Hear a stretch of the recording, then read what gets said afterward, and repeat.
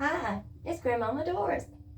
This time I would like to read you the story of Jonah and the Big Fish.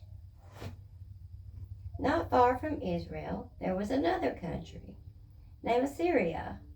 Assyria was very mean to Israel. Soldiers would often come there to fight. The Assyrians wanted to take the land away from Israel and make slaves out of all of their people. Jonah was a prophet of the Lord who lived in the country of Israel. He did not like Assyria. He didn't like them one bit. Jonah often gave messages to God, to the people, but this time God had a different kind of job for Jonah. God had a message for the people of Nineveh. He told Jonah to go and tell the people of Nineveh that he would destroy their city if they did not follow him. Jonah could not believe it. Not Nineveh. Nineveh was a city in Assyria. How could God send him there to those bad people? Jonah didn't even like these people. He decided that he would ignore God's word. Nineveh was to the north of Israel, so Jonah he started traveling south. Maybe God would forget.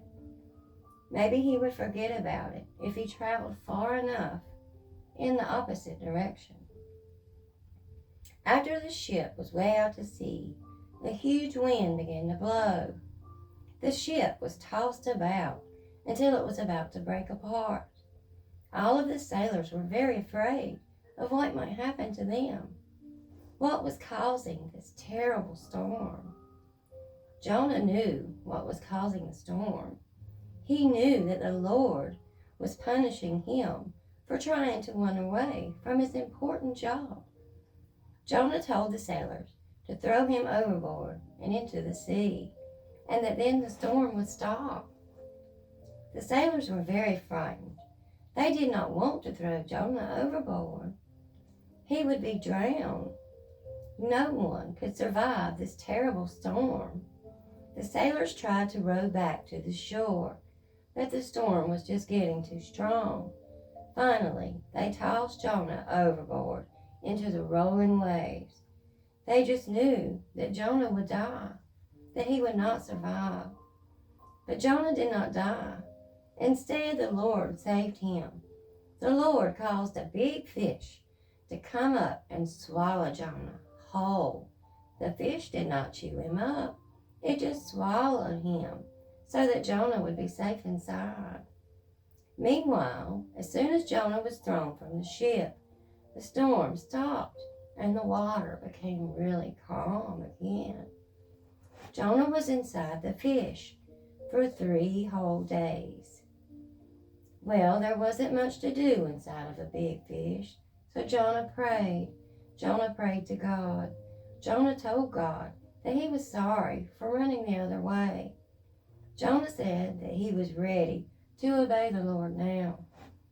Then an amazing thing happened. The big fish spat Jonah out of its mouth and onto dry land. Jonah knew that God had saved him for a very special reason. God spoke to Jonah and told him again to go to Nineveh. What do you think Jonah was going to do this time?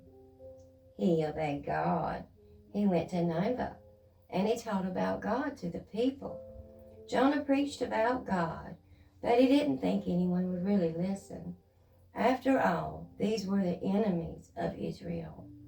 But Jonah preached anyway. He told the people of Nineveh that God would destroy their city. Then the people did something that Jonah did not expect. They listened to him. They started to pray, and they asked God, and they talked to God, and they said they wanted to obey him. When the Lord heard their prayers of the people of Nineveh, he decided not to destroy their city. Jonah could not believe it. He didn't even like these people, and now God was going to forgive them. Jonah was not happy. In fact, he became angry. He went outside the city to build a little shelter to keep out the hot and the sun. Jonah thought that maybe God would change his mind. He kept watching the city of Nineveh to see if it would be destroyed. Jonah got very hot. Then he noticed something. A little vine began to grow on his shelter. The vine got bigger and bigger until it made a really nice shade for Jonah.